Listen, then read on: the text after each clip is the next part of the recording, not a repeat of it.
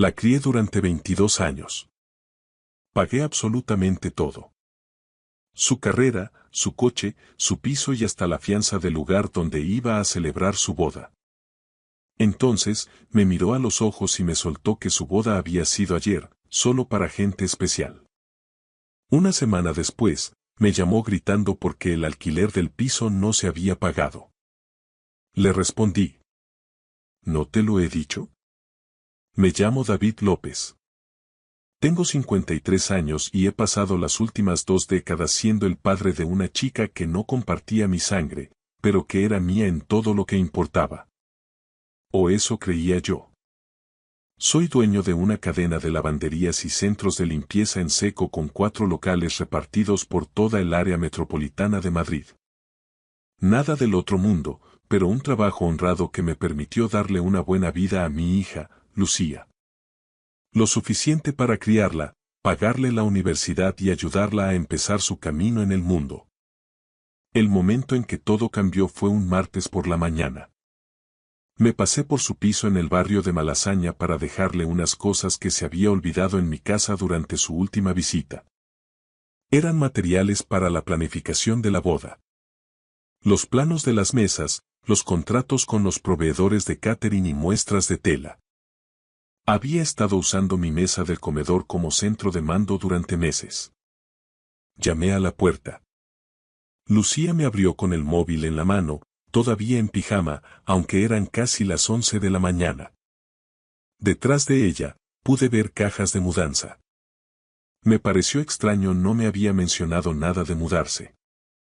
Hola, papá, dijo, sin llegar a mirarme a los ojos. Gracias por traer esto. Le entregué la caja. De nada, cariño. Oye, esta mañana estaba mirando el calendario y me he dado cuenta de que no me habías dicho la fecha definitiva de la boda. Quiero asegurarme de no cerrar nada para ese fin de semana. Ella miró su teléfono y luego volvió a mirarme. Algo cruzó su rostro. No era culpa exactamente, sino más bien como si yo fuera una molestia. Ah, dijo con un tono demasiado casual, eso fue ayer. Solo para gente especial. Me quedé allí parado, con los brazos aún extendidos en el aire, sujetando el vacío donde antes estaba la caja. Mis músculos se congelaron. Al principio, las palabras no tenían sentido. Mi cerebro intentó reorganizarlas para que dolieran menos. ¿Ayer? Repetí lentamente. Lucía asintió, dándose ya la vuelta hacia el interior de su piso. Sí, algo muy pequeño. Por lo civil y luego una cena. Ya sabes cómo va esto. Pero yo no sabía cómo iba. Ya no sabía nada. Gente especial, dije, probando las palabras en mi boca como si fueran cristales rotos. Ella se encogió de hombros con desdén. Fue sobre todo la familia de Álvaro y mamá. No queríamos montar un espectáculo. Por mamá se refería a Elena, la mujer que la abandonó cuando tenía 6 años. La mujer que se perdió cada cumpleaños, cada festival del colegio y cada tutoría durante 15 años. Esa mamá recibió una invitación. Yo no. Quise gritar. Quise exigir una explicación. Quise preguntarle cómo podía borrarme de su vida de forma tan absoluta. Pero su postura, la forma en que ya me daba la espalda y su impaciencia, me dijeron que ya había tomado su decisión. Cualquier cosa que yo dijera sería solo ruido para ella. Así que hice algo que no había hecho nunca. No dije nada. Ya veo, logré articular con voz plana. Lucía me miró un segundo, quizá notando algo extraño en esas 2 palabras, pero su móvil vibró y cualquier momento que pudiéramos haber tenido se evaporó. Tengo que coger esto, dijo, retrocediendo hacia el interior. Gracias otra vez por las cosas, papá. La puerta se cerró. Sin portazos. Solo se cerró, como si yo fuera un repartidor de Amazon que acababa de completar su tarea. Caminé hacia mi furgoneta, me subí y me quedé allí sentado mucho tiempo. No lloré. No golpeé el volante. Solo me quedé mirando el salpicadero y sentí como algo fundamental se quebraba dentro de mí. 22 años siendo padre y ni siquiera sabía que mi hija se había casado. Aquella noche, me senté en mi despacho y abrí el portátil. Busqué la carpeta donde guardaba todos los registros financieros de Lucía. Los pagos del alquiler, las tasas de la universidad, el seguro del coche y el depósito del salón de bodas que pagué el mes pasado. 3.000 euros. Por una boda a la que no fui invitado. Me quedé mirando los números durante mucho tiempo. Luego abrí un documento nuevo y lo titulé Plan de cierre de cuentas. Si yo no era lo suficientemente especial para ser testigo de su boda, quizá tampoco lo fuera para seguir financiando su vida. Era hora de descubrir qué significaba realmente ser especial para Lucía, y hora de que ella aprendiera lo que se siente al valerse por sí misma. A la mañana siguiente no llamé a Lucía ni le envié ningún mensaje. Por primera vez en 22 años, dejé que el silencio llenara el espacio entre nosotros. Ella no se dio cuenta. O quizás sí, pero no le importó. Mi teléfono no sonó. Fui a trabajar como siempre. Revisé mis 4 lavanderías, miré la contabilidad y atendí llamadas de proveedores. Pero entre tarea y tarea, no podía dejar de mirar aquella hoja de cálculo. Los números eran abrumadores cuando los veías todos juntos. El alquiler de su piso en el centro. 1.400 euros al mes. Llevaba pagándolo 3 años. La cuota de su coche. 350 euros mensuales. El vehículo estaba a mi nombre. El seguro médico privado a través de mi empresa. 75 euros al mes. Sus préstamos estudiantiles. Liquidé el saldo total el año pasado, 15.000 euros, pensando que la estaba ayudando a empezar su vida sin deudas. Luego estaban las cosas más pequeñas. La factura del móvil, Netflix, la suscripción premium a ese software de diseño que necesitaba para el trabajo, 50 euros al mes, el gimnasio e incluso su suscripción de comida a domicilio. Lo había puesto todo en cargo automático hacía años, cuando me hacía sentir bien apoyarla, cuando pensaba que estaba construyendo un vínculo. Resulta que solo estaba financiando la vida de alguien mientras ella construía su futuro alrededor de personas que importaban más. Mi socio, Carlos, notó que estaba distraído. Estábamos en la oficina del local principal repasando las proyecciones trimestrales. ¿Estás bien, David?, preguntó dejando su café. Llevas 10 minutos mirando esa pantalla. Carlos era un buen hombre. Llevaba 15 años trabajando conmigo. Conocía a Lucía y la había visto crecer. Lucía se ha casado, dije sin emoción. Su cara se iluminó. Hombre, enhorabuena. ¿Cuándo es el convite? ¿Fue ayer, o antes de ayer? No estuve allí. No me invitaron. Su sonrisa desapareció. ¿Qué?, preguntó incrédulo. Me dijo que era solo para gente especial, añadí. Él me miró procesando la información. David, tú has criado a esa chica. Eres el único padre que ha tenido. Al parecer, no soy lo suficientemente especial, giré el portátil hacia él. He estado pagando cada céntimo de su vida. Todo. Y acabo de descubrir que para ella valgo menos que una madre que la abandonó hace 20 años. Carlos miró la hoja de cálculo con la mandíbula apretada. ¿Qué vas a hacer?, preguntó. Voy a parar. Todo. Hoy mismo. Él levantó las cejas. Es un movimiento muy fuerte, David. Ella movió ficha primero, dije con calma. Solo respondo a la realidad que ella ha creado. Si no soy lo suficientemente familia para su boda, no soy lo suficientemente familia para subvencionar su estilo de vida. Carlos asintió lentamente. No puedo culparte, pero prepárate. En cuanto el dinero deje de fluir, se dará cuenta muy rápido. Cuento con ello, sentencié. Esa tarde empecé el proceso. Primero llamé a mi gestoría y eliminé a Lucía del seguro médico de la empresa con efecto inmediato. Luego entré en mi banca online y cancelé la transferencia del alquiler programada para la semana que viene. Detuve la domiciliación de la cuota del coche y la saqué del contrato familiar de telefonía. Una a una, corté todas las cuerdas financieras que nos unían. Mi dedo dudó sobre el último botón. El que cancelaba su acceso a la tarjeta de crédito vinculada a mi cuenta que le di para emergencias. Tenía unos 1.500 euros cargados en ese momento. Hice clic. Hecho. Me recliné en la silla sin sentir satisfacción ni ira. Solo una certeza fría y mecánica de que estaba haciendo lo correcto. Lucía quería definir quién era especial.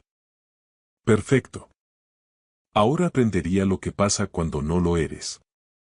Pasó una semana desde la boda a la que no fui invitado. El domingo por la mañana, Lucía y Álvaro organizaron un almuerzo de celebración.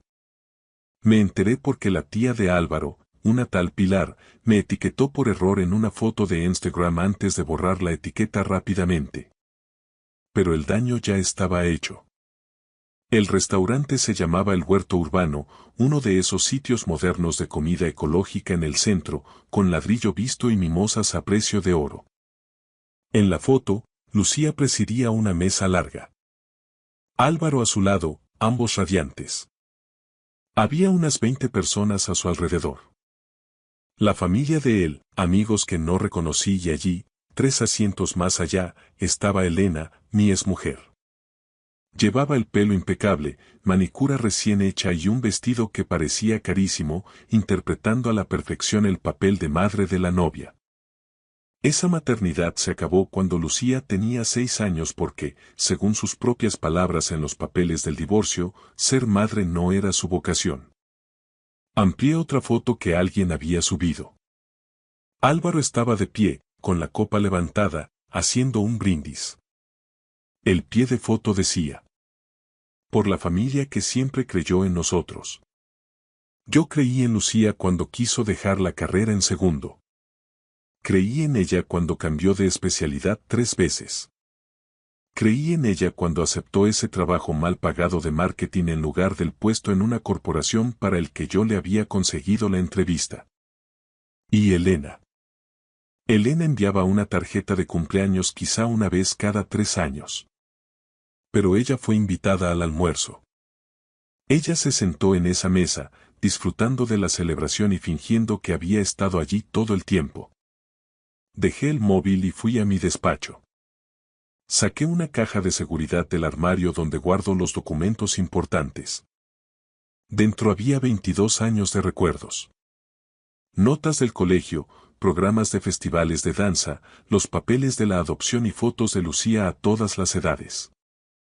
En la mayoría salía conmigo. Enseñándole a montar en bici, en su graduación del instituto, mudándose a su primer piso. Había una foto al fondo.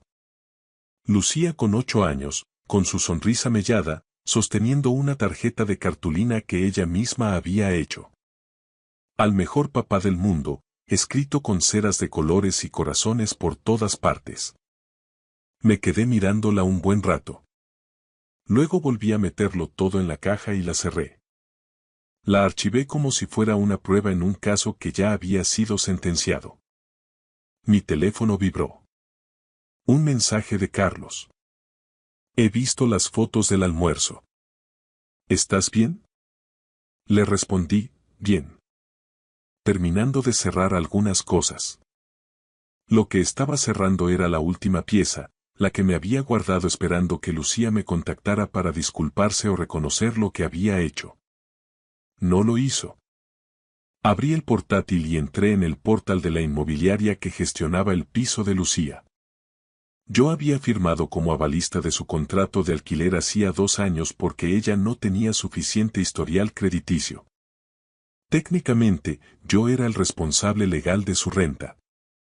Redacté un correo al administrador informándole de que retiraba mi aval con efecto inmediato. Trámite legal hecho. Ahora tendrían que pedirle a Álvaro que avalara o Lucía tendría que buscar otro sitio. Después, abrí los archivos de los locales comerciales que alquilo para mis lavanderías. 3 de ellos se gestionaban a través de la firma de Álvaro, Inmuebles Hopper. El propio Álvaro se había encargado de 2 de esas transacciones. Llamé a la agente principal con la que trabajaba allí, una mujer llamada Lucía. ¡Qué ironía! David, qué alegría oírte. ¿En qué puedo ayudarte?, dijo ella. Mira, Lucía, estoy considerando consolidar mis propiedades. Es posible que traslade algunos locales.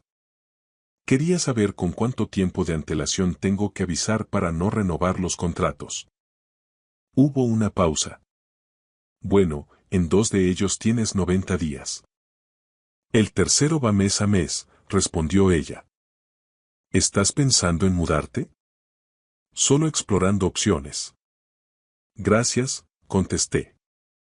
No tenía intención de mudarme, pero Álvaro no lo sabía. Y cuando esos contratos vencieran dentro de 3 meses, tomaría mi decisión basándome en cómo manejar a Lucía las próximas semanas. Familia que siempre creyó en nosotros. Muy bien, veamos cuánto creen cuando los cimientos empiecen a tambalearse. Lucía tardó 5 días en darse cuenta. 5 días de silencio absoluto antes de que mi teléfono por fin mostrara su nombre en pantalla. Estaba en mi lavandería principal reponiendo las máquinas de cambio cuando vibró en mi bolsillo.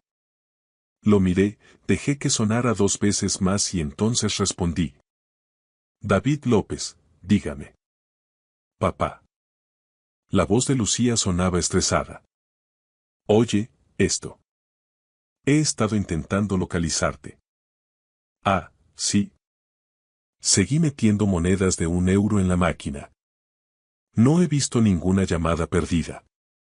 Bueno, te envié unos mensajes. No había respondido a los mensajes. Uno era un meme sobre el matrimonio. Otro preguntaba si podía recomendarle una buena tintorería para los trajes de Álvaro. Como si no hubiera pasado nada. ¿Qué puedo hacer por ti, Lucía?, pregunté con tono profesional, distante. Vale.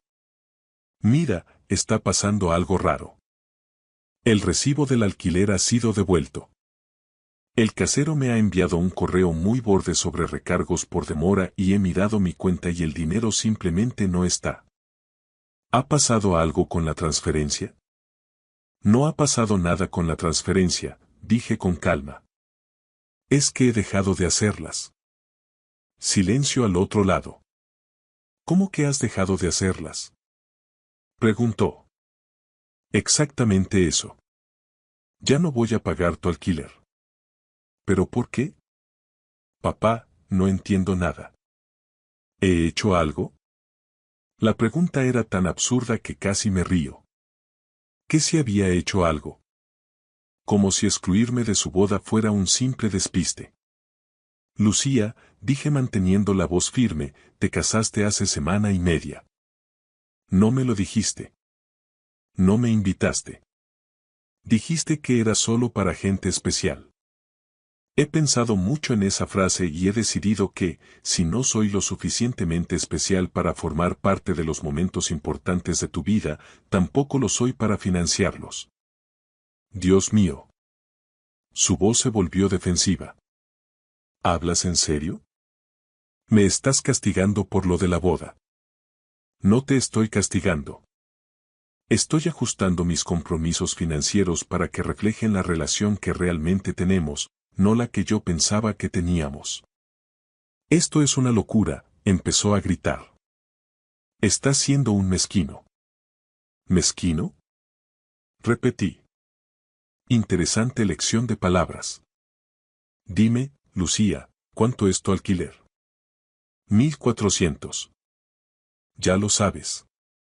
¿Y el coche? 350.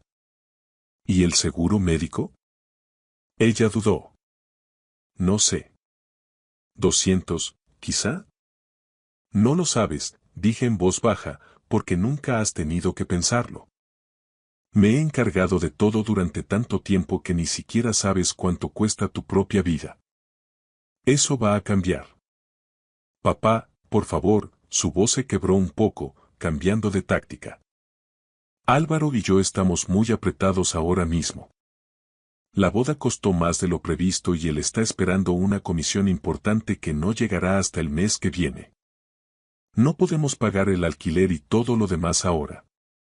Es una lástima. Tendréis que buscar una solución.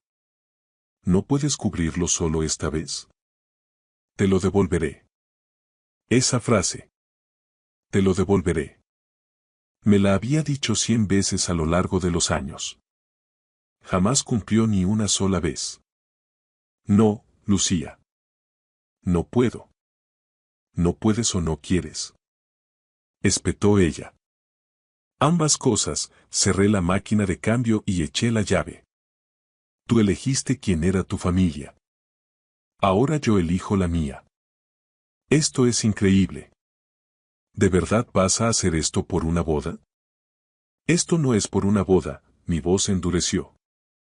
Esto es por 22 años siendo tu padre y descubrir que no significaron nada.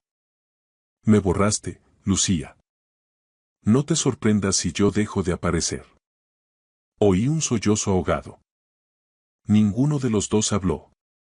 Luego ella dijo con voz gélida. Vale. Ya nos las arreglaremos solos. No te necesitamos. Me alegra oírlo, respondí. Entonces esto no debería ser un problema. Colgué antes de que pudiera replicar. 10 días después de cortar los pagos, Lucía volvió a llamar. Esta vez yo estaba cenando en una cafetería de barrio, de esas con mesas de madera y café que nunca deja de rellenarse. Vi su nombre y casi no respondo, pero la curiosidad pudo conmigo. Dime, Lucía, dije su nombre, sin cariño ni nada por el estilo. Papá, su voz estaba tensa, al límite, el alquiler y la cuota de la universidad ya están fuera de plazo. ¿Se te ha olvidado hacer el traspaso? Había estado esperando este momento. ¿No te lo dije? Pregunté con calma, tomando un sorbo de café. Te dije que daba un paso atrás. Ya tuvimos esta conversación. Ya no cubro tus gastos. Pero. Pensé que solo estabas enfadado. Pensé que te enfriaría así. Enfriarme. Dejé la taza con cuidado. Esto no es un enfado, Lucía. Es claridad. Me dejaste muy claro qué lugar ocupo en tu vida. Estoy respondiendo en consecuencia. Papá, por favor. Su voz oscilaba entre el pánico y la rabia. El casero amenaza con el desahucio. La universidad ha bloqueado mi matrícula. Ni siquiera puedo inscribirme en las asignaturas del próximo semestre. La comisión de Álvaro sigue sin llegar. Nos estamos hundiendo. Parece una situación difícil, dije con tono neutro. ¿Qué vas a hacer al respecto? ¿Qué voy a? Se detuvo para recomponerse. ¿Puedes ayudarnos solo esta vez? Buscaremos una solución para más adelante, pero ahora mismo necesitamos. No. ¿Qué? No, Lucía. No puedo ayudarte. No puedes o no quieres. Saltó ella. Ambas cosas. Tienes un marido. Tienes a tu madre. Tienes a toda esa gente especial que era lo bastante importante como para ser testigo de tu boda. Quizá alguno de ellos pueda ayudarte. Oí su respiración agitada. Esto es de locos. ¿Estás dispuesto a dejar que pierda mi piso y me echen de la carrera por una boda? Yo no te estoy haciendo nada, mi voz se volvió de acero. Las consecuencias que afrontas son el resultado natural de tus propias decisiones. Tú elegiste excluirme. Tú elegiste fingir que yo no importaba. Ahora estás eligiendo enfrentarte a la vida sin mi apoyo financiero. Son tus elecciones, no las mías. No puedo creer que seas tan frío. Y yo no podía creer que te casaras sin decírmelo. Supongo que ambos estamos aprendiendo cosas nuevas el uno del otro. Se quedó callada un momento. Luego, con voz baja y amarga, soltó. Mamá tenía razón sobre ti. Dijo que acabarías usando el dinero para controlarme. Eso dolió. Elena seguía envenenando el pozo después de tantos años. Tu madre, dije lentamente, no ha aportado ni un solo euro a tu vida en 18 años. No tiene ni idea de lo que he hecho por ti ni por qué. Y si crees su versión de los hechos por encima de 2 décadas en las que yo he estado ahí, entonces no tenemos nada más de qué hablar. Vale, dijo Lucía con la voz rota. Vale, ya lo solucionaremos sin ti. No te preocupes. No lo haré, concluí. Colgué.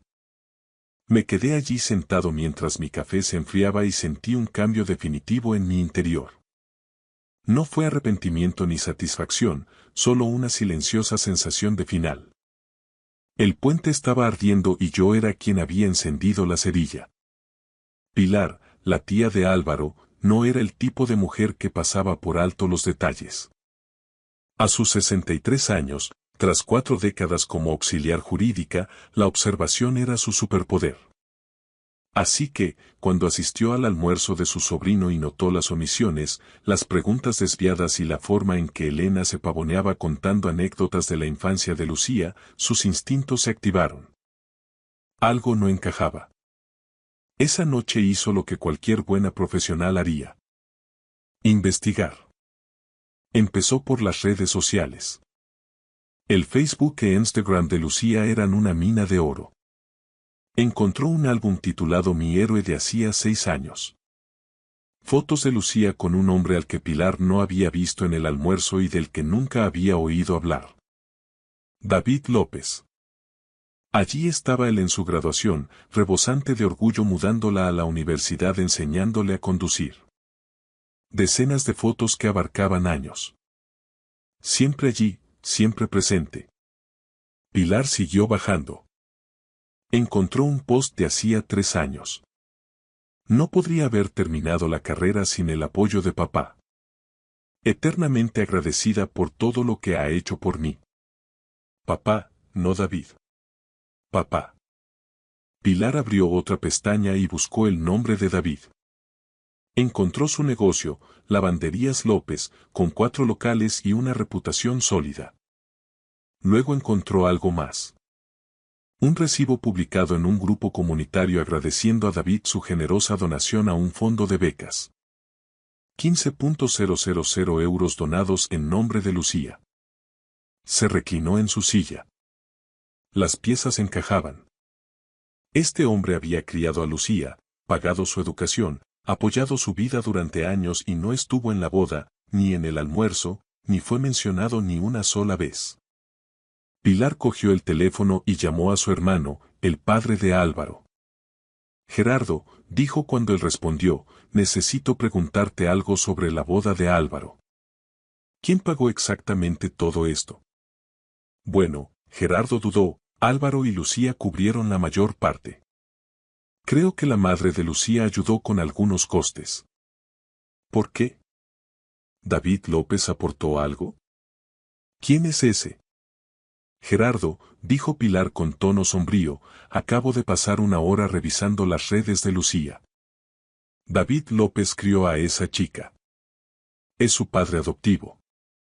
Pagó su universidad, su coche, su vida. E incluso pagó la fianza del sitio de la boda. 3.000 euros. Gerardo se quedó mudo. Pero Álvaro dijo que el padre de Lucía no estaba en su vida. Dijo que. Dijo mal. O Lucía le mintió. De cualquier forma, hay un hombre que dio 20 años de su vida por esa chica y ella lo ha borrado por completo. Álvaro necesita saber con qué clase de persona se ha casado. ¿Está segura? Tengo las pruebas delante de mí.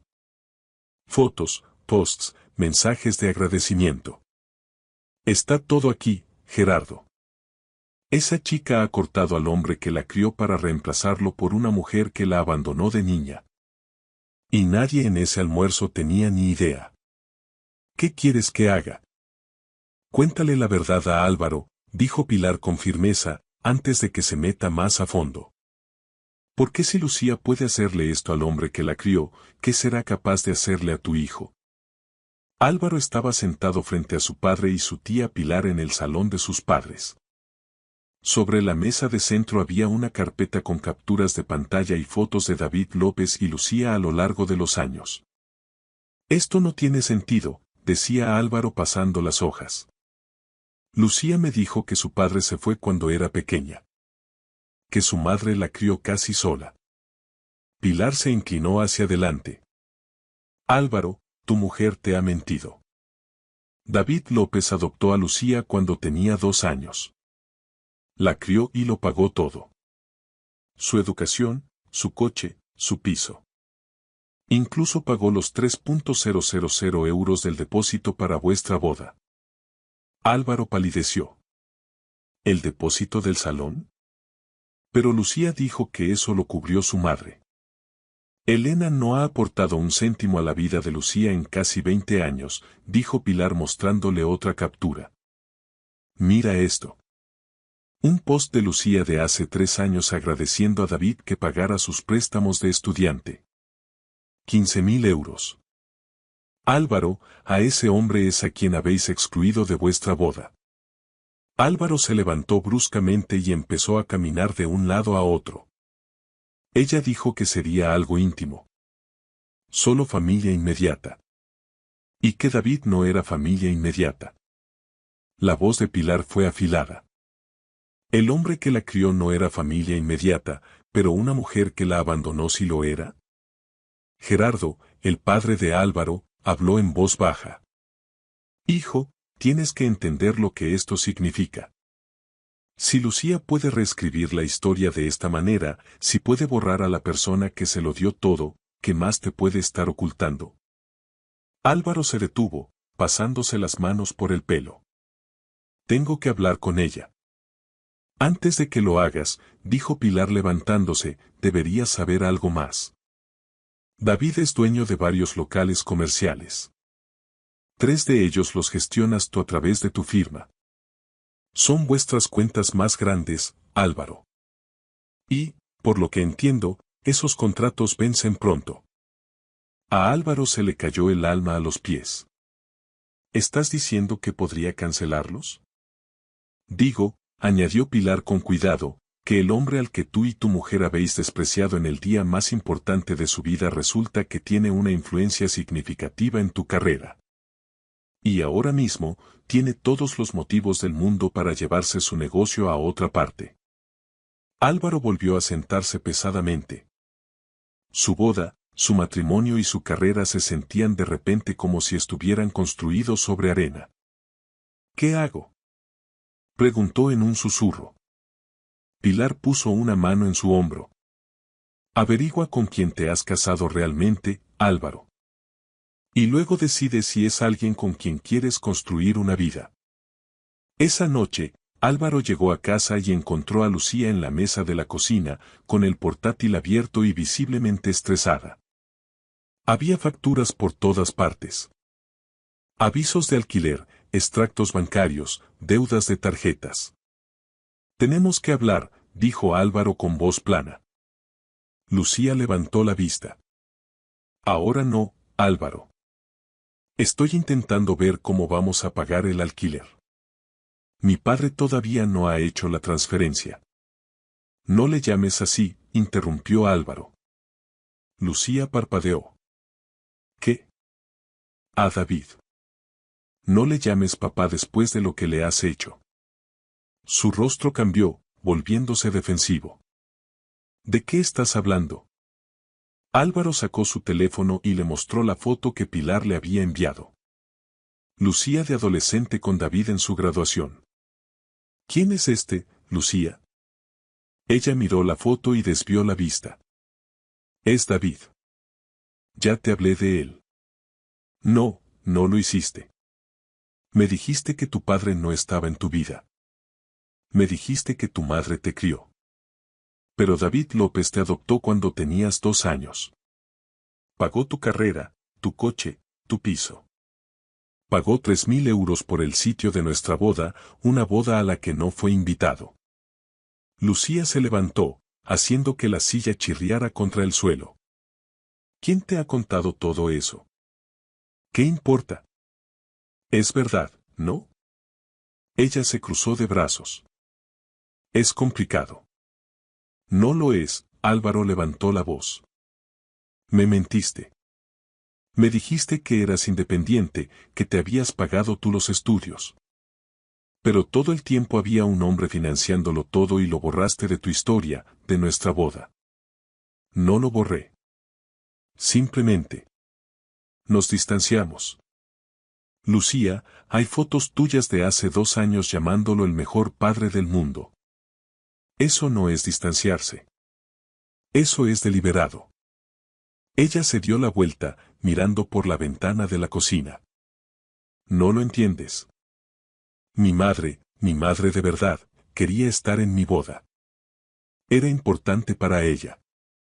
Y David. Siempre era tan controlador con el dinero, siempre haciéndome sentir que le debía algo. ¿Controlador? La risa de Álvaro fue amarga.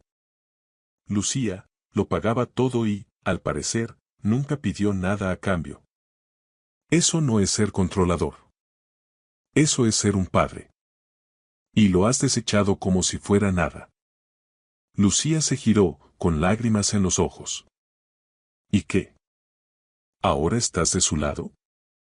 Estoy intentando saber con quién me he casado, dijo Álvaro con amargura, porque la mujer que yo creía conocer no sería capaz de hacerle eso a David. Me pregunto qué más me habrás ocultado. No he mentido. Basta, Álvaro levantó la mano. Para allá. Necesito tiempo para pensar. Me voy a quedar en casa de mis padres esta noche. Álvaro, por favor. ¿Tienes idea de lo que has hecho? Preguntó él con la voz quebrada. David no es un tipo cualquiera al que puedas ignorar. Es el cliente más importante de mi empresa. 3 locales, Lucía.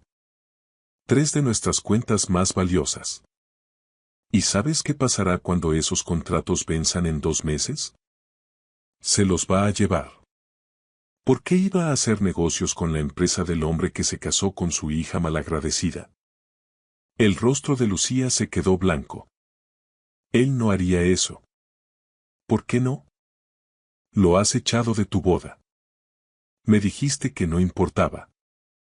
Pues enhorabuena, ahora te va a demostrar cuánto importa realmente. Álvaro cogió las llaves del mostrador. Vendré mañana a por más cosas. Hasta entonces, busca cómo vas a pagar el alquiler tú sola, porque yo he terminado de cargar con alguien que cree que la lealtad es opcional. La puerta se cerró tras él y Lucía se quedó sola en la cocina, rodeada de facturas impagadas y los restos de la vida que creía estar construyendo. 3 semanas después de que Álvaro se marchara, Lucía recibió un sobre. No tenía remitente, pero el nombre del bufete de abogados grabado en la esquina le dijo todo lo que necesitaba saber. Dentro había 2 documentos. El primero era una notificación de demanda de anulación matrimonial. Álvaro buscaba disolver el matrimonio por vicio en el consentimiento por engaño, alegando que ella había ocultado información material sobre su dependencia financiera y sus relaciones familiares antes de la boda. El segundo documento era peor. Era una carta de requerimiento formal del abogado de David. Los invitados a la boda que habían hecho regalos, 14 de ellos, habían sido contactados por el equipo legal de David. Se les había informado de las circunstancias reales. Que David había pagado los estudios de Lucía, su vivienda y la fianza de la boda mientras era excluido deliberadamente de la ceremonia. La carta detallaba que varios invitados sentían ahora que sus regalos fueron entregados bajo falsas pretensiones. 7 de ellos exigían la devolución de sus regalos o el valor de los mismos. La lista sumaba un total de 1.800 euros. A Lucía le temblaban las manos. No tenía 4.000 euros. Apenas tenía 400 euros. Su teléfono sonó. Era su madre, Elena. ¿Has recibido una carta de un abogado? Preguntó Elena con voz tensa. ¿Tú también? Me amenazan con una demanda por difamación si sigo haciendo declaraciones falsas sobre David. Al parecer, alguien ha documentado todo lo que he dicho sobre que él era controlador y manipulador. Lo llaman calumnias e injurias. Lucía sintió que las paredes se le echaban encima. ¿Qué hacemos? ¿Hacemos? No hay ningún hacemos, Lucía. No voy a dejar que me demanden porque tú decidieras quemar puentes con tu gallina de los huevos de oro. Arréglatelas tú sola. La línea se cortó. Lucía se sentó en su piso vacío. Álvaro se había llevado casi todas sus cosas y se quedó mirando los papeles legales. Su matrícula universitaria estaba suspendida. Su casero había iniciado los trámites de desahucio. Sus tarjetas de crédito estaban al límite y ahora sus propios invitados querían que les devolviera el dinero. Abrió el portátil y buscó el nombre de David en Facebook. Su perfil ahora era privado, pero la página de su negocio seguía siendo pública. Allí, publicada justo ayer, había una foto de él con una mujer joven con toga y birrete. El pie de foto decía: orgulloso de apoyar a otra estudiante brillante a través del Fondo de Becas López. Felicidades, Sara, por tu título de enfermería. Los comentarios estaban llenos de elogios. La gente agradecía a David su generosidad por apoyar a estudiantes que valoraban el esfuerzo y la familia. Lucía sintió que algo se rompía definitivamente en su interior. Él había pasado página. Había encontrado una hija nueva a la que apoyar, una que sí lo apreciaba. Mientras ella estaba en un piso que no podía pagar, rodeada de facturas que no podía cubrir y viendo cómo su vida colapsaba, abrió un mensaje nuevo para David. Escribió: lo siento. Se quedó mirando la pantalla 10 minutos y luego lo borró. ¿Para qué? Un lo siento no pagaba el alquiler. Un lo siento no borraba lo que había hecho. Cerró el portátil y se quedó en silencio, comprendiendo por fin todo lo que había perdido. Me encontraba en el aparcamiento de mi nueva lavandería, viendo cómo los operarios terminaban de colocar el cartel exterior. Esta estaba en la otra punta de la ciudad, lejos de la zona de influencia de la inmobiliaria de Álvaro. Había trasladado todo mi negocio a una gestoría diferente hacía 4 meses. No había vuelto a saber nada de Álvaro desde entonces. Carlos se acercó a mí con un café en la mano. El nuevo sitio tiene buena pinta, David. Gracias. Deberíamos abrir el mes que viene. ¿Has sabido algo de Lucía? Preguntó con cuidado. Negué con la cabeza. Nada en meses. Lo último que me llegó por ahí es que se ha vuelto a vivir con Elena y que trabaja en una tienda de ropa. ¿Y Álvaro? La anulación salió adelante. Se volvió a casar el mes pasado con alguien de su parroquia. Pilar me envió una foto. Se le ve feliz. Carlos asintió. Mejor para él. Se merecía algo más que lo que Lucía le hizo pasar. Mi móvil vibró. Un mensaje de Sara, la estudiante de enfermería a la que estaba ayudando con la beca, Sr. López, acabo de cobrar mi primera nómina. Le invito a comer para celebrarlo. No acepto un no por respuesta. Sonreí. Sara me recordaba a lo que yo pensaba que era Lucía. Agradecida, trabajadora, auténtica. En los últimos 8 meses he llegado a conocerla a ella y a otros becarios. Ninguno era un reemplazo para Lucía, pero me daban algo que me faltaba. Un propósito sin dolor. Hiciste lo correcto, David, dijo Carlos leyendo mi expresión, al marcharte cuando lo hiciste. No siempre se siente como lo correcto, admití, pero era necesario. Caminamos de vuelta al coche. Mientras conducía a casa, pasé por la calle donde solía vivir Lucía. Seguí de largo sin siquiera mirar hacia allí. Esa noche, abrí mi despacho y miré la caja de seguridad que había archivado meses atrás. La de las fotos y recuerdos de Lucía. Pensé en tirarla 100 veces, pero nunca pude hacerlo. Quizá algún día lo haga. O quizá la guarde como un recordatorio. No de lo que perdí, sino de lo que aprendí. Aprendí que el amor sin respeto es solo explotación. Que la generosidad sin gratitud se convierte en derecho adquirido. Que ser padre significa saber cuándo sostener y cuándo soltar. Cerré la caja y volví a guardarla en el armario. Luego abrí mi correo y confirmé mi asistencia a la cena del fondo de becas del próximo mes. 20 estudiantes este año. 20 chicos que entendían el valor de lo que recibían. La vida seguía adelante. Y yo con ella. Gracias por escuchar mi historia hasta el final. Si resonó contigo, dale like, escribe en los comentarios qué fue lo que más te tocó y no olvides decir de dónde eres. Suscríbete al canal, vienen muchas más historias. Volví a casa del cementerio empapada, no solo por la pena sino por la fría lluvia de aquel febrero en la costa valenciana. Había dejado a Margarita, mi suegra, mi Marga, bajo tierra. 10 años. 10 años cuidándola a través de su decadencia, desde el primer ictus hasta el último suspiro. El negro de mi abrigo estaba saturado y mis manos aún temblaban por el esfuerzo de la caja, por el adiós definitivo. Lo primero que vi al entrar en el recibidor, dejando huellas húmedas de mis zapatos de funeral sobre el parqué que Marga pulía con manía cada sábado, fue una escena insólita. Estaban todos en mi salón. Mi marido, Ricardo, mi hijo, Darío, mi cuñada, Carla, y un abogado que no había visto en mi vida. Los 4 sentados, esperando mi regreso como si fuera una reunión de accionistas. Ricardo, mi marido de 23 años, ocupaba la butaca favorita de Margarita, algo que nunca, en todo el tiempo que ella estuvo viva, se había atrevido a hacer. Me quedé en el umbral, sintiendo como el frío me mordía los huesos. Teresa, dijo él, sin levantarse. Su tono era plano, inexpresivo. Tenemos que hablar. Darío, nuestro hijo de 24 años, estaba sentado en el sofá, incapaz de mirarme a los ojos, con el perfil tan tenso que parecía de mármol. Carla, la hermana menor de Ricardo, se sentaba a su lado.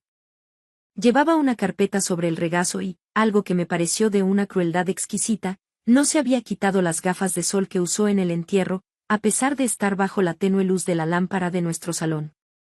La vanidad de ser una influencer de estilo de vida, supongo, no cesaba ni ante la muerte de su madre. El abogado, un hombre delgado con un traje gris que parecía recién salido de una fotocopiadora, ocupaba el sillón junto al ventanal que daba al pequeño jardín de atrás.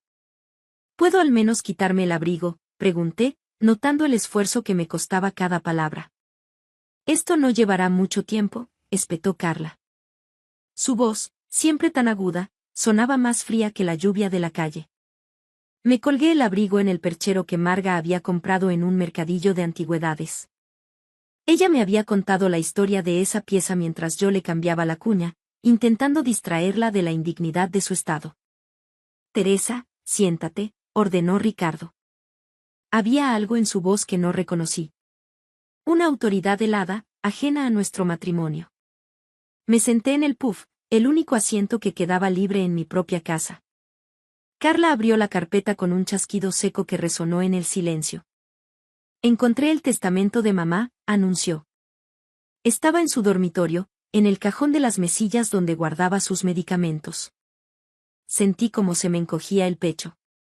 Marga y yo habíamos hablado de ese testamento muchas veces a altas horas de la noche, cuando yo me quedaba a su lado después de que Ricardo se fuera a dormir, después de que Carla dejara de contestar sus llamadas y después de que Darío se mudara y nos visitara una vez al mes, con suerte. Le dejó la casa a Ricardo, continuó Carla, deslizando el dedo por la página.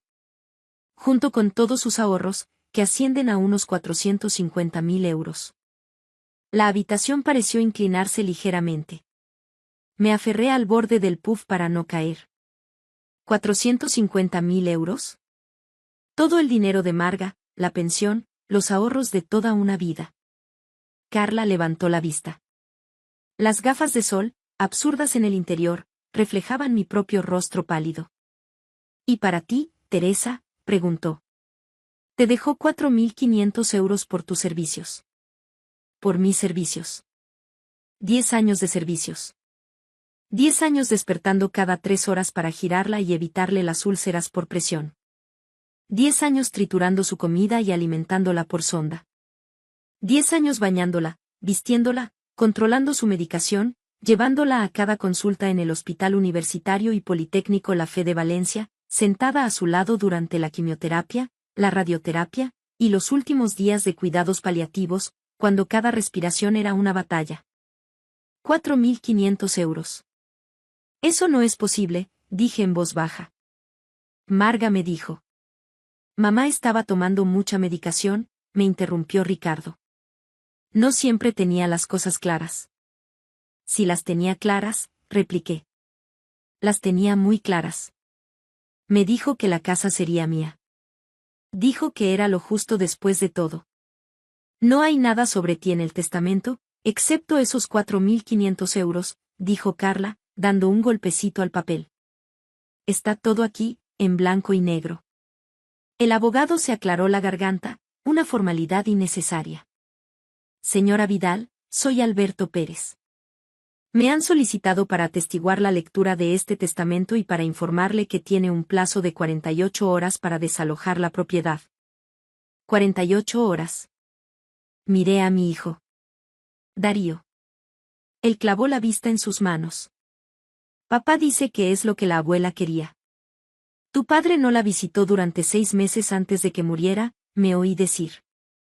Ni tampoco tu tía. ¿Dónde estabais todos cuando ella lloraba a las 3 de la mañana por un dolor insoportable? ¿Dónde estabais cuando no recordaba su propio nombre? ¿Dónde, Darío? Teresa, Ricardo se puso de pie.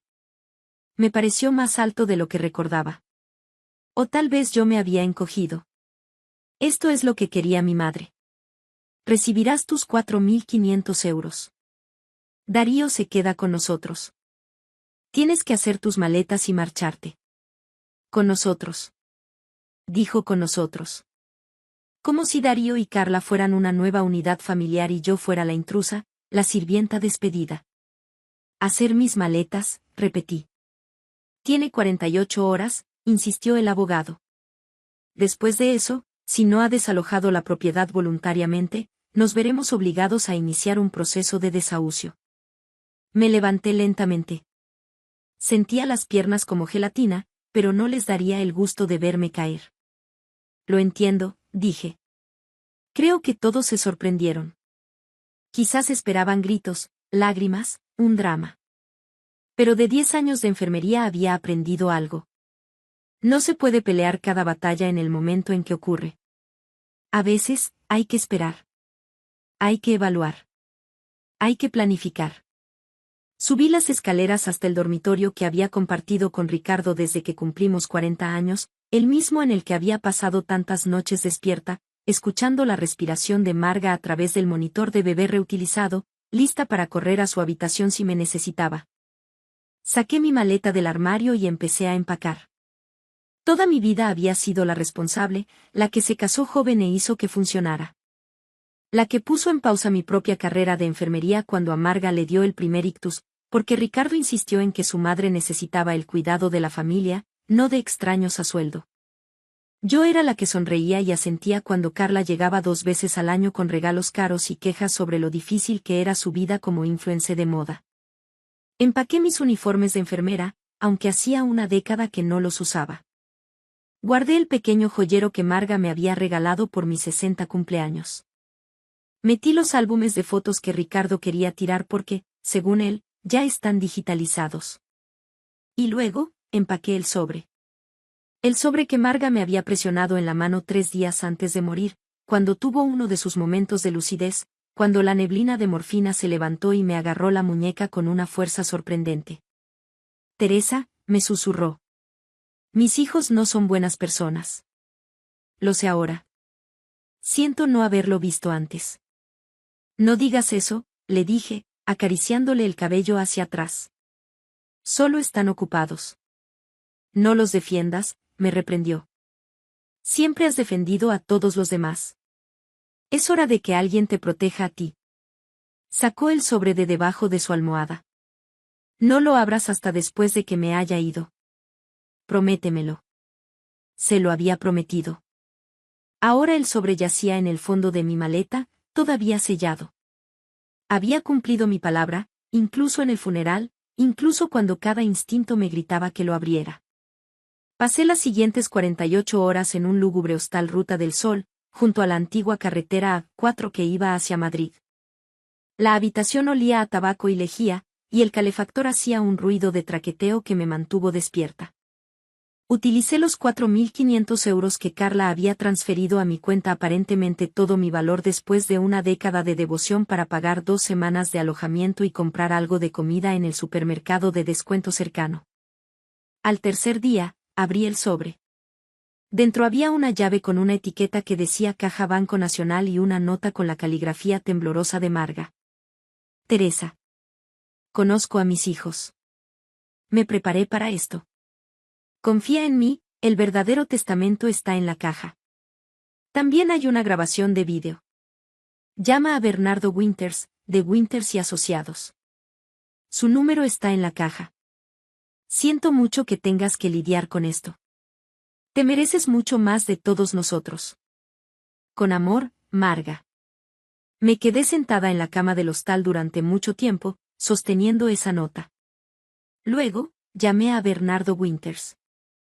El bufete de abogados estaba en un antiguo edificio de ladrillo en el centro histórico de Valencia, justo encima de la panadería que hacía los rollos de canela que tanto le gustaban a Marga antes de que ya no pudiera tragar alimentos sólidos. Bernardo Winters, un hombre de unos 70 años, tenía ojos amables y un apretón de manos firme. Señora Vidal, dijo. La estaba esperando. Margarita vino a verme hace 8 meses. Tenía muy claro lo que quería. Me condujo a una sala de conferencias e insertó la llave que yo le había traído en una caja metálica sobre la mesa. Dentro había otro sobresellado, una memoria USB y una gruesa carpeta de documentos. El testamento oficial de Margarita, dijo Bernardo, abriendo el sobre, fue ejecutado el 15 de junio del año pasado. Fui testigo yo mismo, junto con 2 de mis colegas. Ha sido notariado y registrado en el juzgado de primera instancia. Empezó a leer. La casa era mía, no de Ricardo. Mía. 400.000 euros eran míos, no de Ricardo. Míos. Ricardo y Carla recibían cada uno 22.000 euros con una condición muy específica. No recibirían absolutamente nada si impugnaban el testamento.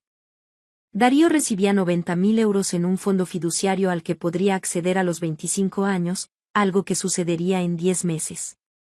El testamento también incluye lo que llamamos una cláusula de no impugnación, explicó Bernardo. Si alguien desafía la validez del testamento, pierde toda su herencia. Es perfectamente legal y, en este caso, muy prudente por parte de Margarita. Pero ellos tienen un testamento, dije. Carla me lo enseñó. Una falsificación, dijo Bernardo en voz baja. Y la falsificación de un documento legal es un delito grave. Marga estaba preocupada de que pudieran intentar algo así, por eso tomó ciertas precauciones. Encendió el portátil y enchufó la memoria USB. El rostro de Marga llenó la pantalla. Estaba sentada en esa misma oficina, con la chaqueta de punto azul que le había regalado por Navidad hacía 2 años. Parecía cansada, pero decidida. A quien concierna, dijo a la cámara. Soy Margarita Patricia Navarro, en plenas facultades mentales y físicas, aunque mi cuerpo ya no sea lo que era. Una pequeña sonrisa. Hago este video para asegurar que mis deseos sean totalmente claros y no puedan ser malinterpretados o manipulados por nadie. Ella juntó las manos sobre la mesa. Mi hijo Ricardo y mi hija Carla no han estado presentes en mi vida durante muchos años. Vienen en festivos y cumpleaños, se quedan 1 hora y se van. Llaman una vez al mes, si acaso. Me han dejado muy claro que mi cuidado es una carga que no están dispuestos a asumir. Su voz se quebró ligeramente. Mi nuera, Teresa Vidal, ha sido mi única cuidadora durante 10 años. Me ha bañado. Me ha alimentado. Me ha cogido de la mano durante procedimientos y dolores que habrían roto a la mayoría de las personas. Ha sacrificado su propia carrera, su propia salud, incluso su propia dignidad en ocasiones, para preservar la mía. Marga miró directamente a la cámara. Teresa se merece todo lo que tengo para darle. La casa debe ser suya. Se la ha ganado 1000 veces. El dinero debe ser suyo. No compensará lo que ha entregado, pero es lo que tengo. Hizo una pausa. Les dejo algo a mis hijos porque son mis hijos y los quiero a pesar de sus defectos. Pero si eligen luchar contra este testamento, si eligen intentar quitarle a Teresa lo que se ha ganado, entonces no recibirán nada. Esta es mi última palabra sobre el asunto. El vídeo terminó. Me quedé sentada en silencio. Bernardo Winters me sirvió un vaso de agua de la jarra que había sobre la mesa. Hay más, dijo suavemente. Margarita también documentó todo. Llevó un diario de cada vez que Ricardo o Carla no la visitaron, de cada promesa rota, de cada vez que pidieron dinero, pero no pudieron dedicar tiempo. Tiene testimonios de las enfermeras de paliativos que la cuidaron en las últimas semanas, continuó. Cada una de ellas menciona que Teresa fue el único miembro de la familia presente. Me deslizó una carpeta. Informes médicos, registros de cuidados, Yo no llevaba la cuenta, dije con un nudo en la garganta. Simplemente hacía lo que había que hacer. Margarita sí llevaba la cuenta, dijo Bernardo. Ella sabía que tú no lo harías. Sabía que nunca lucharías por ti misma, así que ella luchó por ti. Miré la montaña de pruebas sobre la mesa. ¿Qué pasa ahora? Ahora, Bernardo se reclinó en su silla. Ahora, presento el testamento oficial ante el notario. Envío una notificación a todas las partes nombradas en el testamento, y le sugiero encarecidamente a Ricardo y Carla que acepten sus 22.000 euros cada uno y se marchen. Porque si luchan contra esto, lo perderán todo. Y si las autoridades descubren ese testamento falso que te mostraron, podrían enfrentarse a cargos penales. Cargos penales, repetí. Falsificación, intento de fraude, y potencialmente abuso de ancianos, si logramos demostrar que manipularon a Margarita mientras estaba vulnerable, explicó Bernardo. Son delitos graves, señora Vidal.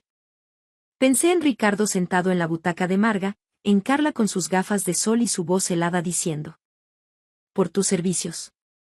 Pensé en Darío, incapaz de mirarme. ¿Qué debo hacer?, pregunté. Bernardo sonrió. Lo que Margarita quería que hicieras.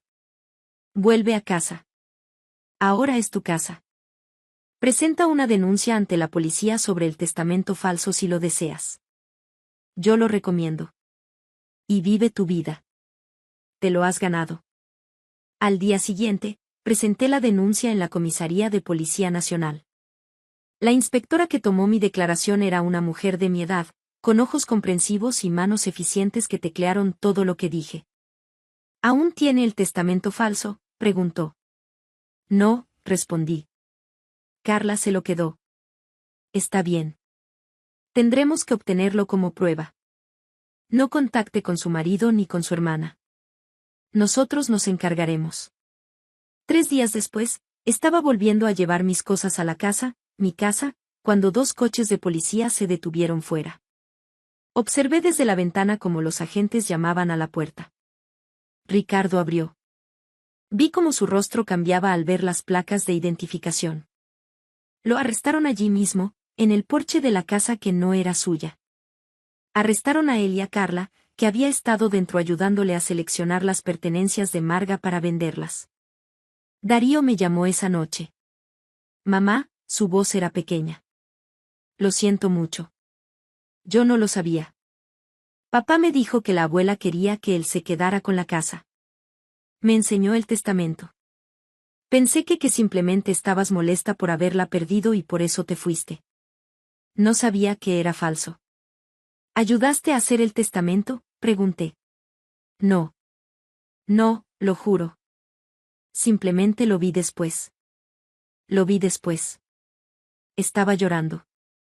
Debí haberlo puesto en duda. Debí haberte preguntado a ti. Debiste haber visitado a tu abuela cuando se estaba muriendo, dije en voz baja. Debiste haber llamado más de una vez al mes. Debiste haberte ofrecido a quedarte con ella una sola noche para que yo pudiera dormir. Hubo silencio al otro lado. Pero tenías 23 años, y tu padre te dijo que tu abuela estaba bien, que yo estaba bien, que todo estaba bien, continué. Así que le creíste. Lo entiendo. Lo siento mucho, dijo de nuevo. Tu abuela te dejó dinero, le dije. 90.000 euros. Los recibirás en tu 25 cumpleaños. Úsalos con sabiduría. Mamá, ¿dónde te estás quedando? ¿Estás bien? Estoy en casa, le dije. Por fin estoy en casa. El proceso judicial duró 3 meses. Ricardo y Carla se declararon culpables de falsificación e intento de fraude a cambio de penas reducidas. Ricardo fue condenado a 2 años, que se redujeron a 18 meses con buen comportamiento.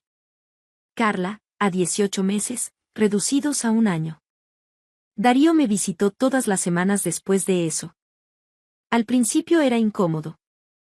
Nos sentábamos en el salón, que ahora era mío, legal y completamente mío, y tomábamos té sin saber qué decir. Pero poco a poco aprendimos. Me preguntó por su abuela, y yo le conté historias. No historias edulcoradas, sino las reales. La vez que se rió tanto con un chiste que se le soltó la vía de la morfina.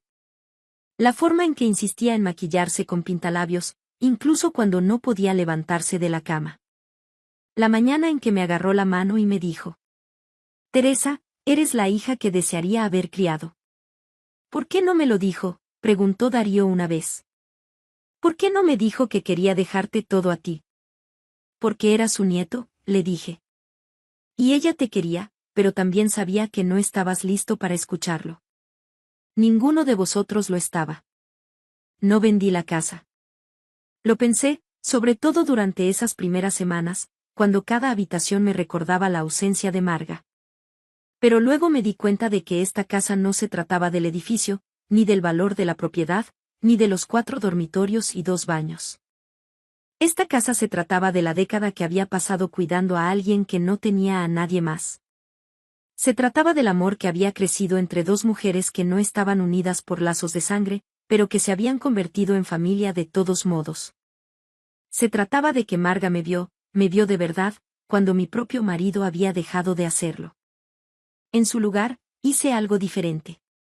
Utilicé el dinero de Marga para iniciar un programa, una red de apoyo para cuidadores familiares, especialmente aquellos que cuidan a parientes mayores, un lugar donde la gente pudiera compartir recursos, encontrar cuidados de relevo, recibir asesoramiento legal y psicológico. Lo llamé Casa de Marga y lo dirigía desde el salón donde ella había pasado sus últimos años. Darío se ofrecía como voluntario allí todos los fines de semana. Ayudaba a preparar las reuniones de los grupos de apoyo, a hacer café, a escuchar las historias de la gente. Lo observé aprender lo que yo había aprendido. Que cuidar de alguien no es una carga, es un privilegio. Y a veces, es lo más importante que harás en tu vida. 1 año después de la muerte de Marga, en el aniversario, Darío y yo plantamos un jardín en el patio trasero. Rosales, porque a Marga le encantaban. Los plantamos en el lugar donde solía sentarse en sus días buenos, en su silla de ruedas, con el rostro vuelto hacia el sol. Ella lo sabía, ¿verdad?, dijo Darío, con las manos hundidas en la tierra. Sabía exactamente lo que planeaban papá y la tía Carla. Ella lo sospechaba, dije. Y me protegió de la única manera que sabía. Con pruebas, con documentación, con la verdad. Ojalá la hubiera conocido mejor, dijo en voz baja. Puedes conocerla a través de sus acciones, le dije. A través de lo que hizo al final, cuando más importaba. Eligió la compasión. Eligió la justicia. Eligió proteger a alguien que no podía protegerse a sí misma. Trabajamos en silencio durante un rato, plantando rosales en la cálida tierra primaveral. Mamá. Darío me miró. Gracias por no rendirte conmigo. Eres mi hijo, dije simplemente. Marga me enseñó que la familia no es solo cuestión de sangre. Se trata de quien aparece, quien se queda, quien hace el trabajo duro de amar a la gente incluso cuando no lo merecen. Hice una pausa, con las manos cubiertas de tierra, rodeada de rosales que florecerían mucho después de que ambos nos hubiéramos ido. Pero también me enseñó algo más, añadí. Que a veces, lo más amoroso que puedes hacer es trazar una línea. Decir. No más. Protegerte a ti misma de la misma manera que has protegido a todos los demás. Darío asintió lentamente. ¿Crees que volverás a hablar con papá alguna vez? Pensé en Ricardo en esa prisión, vestido de naranja en lugar de los costosos trajes que siempre prefería. Pensé en Carla, su carrera de influencia arruinada por los titulares sobre abuso de ancianos y fraude. Pensé en la década que había pasado haciéndome más pequeña para que ellos pudieran sentirse más grandes. No lo sé, dije con honestidad. Tal vez algún día, pero no porque tenga que hacerlo, no porque se espere. Solo si quiero. ¿Y quieres? Miré la casa a nuestra espalda, los rosales que comenzaban a echar raíces, el rostro de mi hijo, todavía tan joven, pero aprendiendo, creciendo, intentando ser mejor de lo que le habían enseñado. Pregúntame dentro de un año, dije. Esa noche, a solas en la casa que era por fin, legal, irrevocablemente mía, saqué los álbumes de fotos que había salvado de la basura de Ricardo. Fotos de Marga de joven, sosteniendo al pequeño Ricardo. Fotos de ella y su difunto esposo el día de su boda, fotos de navidades y graduaciones y martes ordinarios que en su momento parecieron intrascendentes, pero que ahora eran preciosos. Y escondida en la parte posterior del último álbum, encontré una nota más de Marga, escrita con la misma mano temblorosa que la que había dejado con el sobre. Querida Teresa, si estás leyendo esto, entonces mi plan funcionó. Estás en casa. Estás a salvo. Por fin estás recibiendo lo que te merecías desde el principio. Siento no haberte dado más cuando estaba viva. Más reconocimiento, más apoyo, más defensa contra el egoísmo de mis hijos, pero te estoy dando esto ahora. Permiso. Permiso para dejar de sacrificarte. Permiso para dejar de encogerte. Permiso para ocupar espacio y exigir respeto y conocer tu valor. Has sido la arquitecta de la comodidad de todos los demás durante demasiado tiempo. Ahora, construye algo para ti. Con todo mi amor y gratitud, Marga. Lloré entonces por primera vez desde el funeral. No lágrimas de tristeza exactamente. Algo más complicado. Dolor, sí, pero también alivio. También gratitud. También algo parecido a la libertad. Ya no era el chivo expiatorio. Ya no era la pacificadora o la cuidadora o la que se tragaba sus propias necesidades para hacer sitio a las exigencias de todos los demás. Yo era Teresa Vidal, 60 años, propietaria de una casa de 4 dormitorios con un jardín de rosales, directora de la Casa de Marga, una asociación sin ánimo de lucro que atiende a cuidadores familiares en 3 comarcas valencianas, madre de un hijo que estaba aprendiendo lentamente lo que significaba aparecer. Y yo era la mujer que había sido amada lo suficiente por alguien que apenas me conocía al principio, pero que me había visto con la suficiente claridad como para luchar por mí incluso después de la muerte. Eso valía más que cualquier casa, cualquier dinero, cualquier testamento. Pero era agradable tener la casa. Gracias por escuchar mi historia hasta el final. Si resonó contigo, dale like, escribe en los comentarios qué fue lo que más te tocó y no olvides decir de dónde eres. Suscríbete al canal, vienen muchas más historias.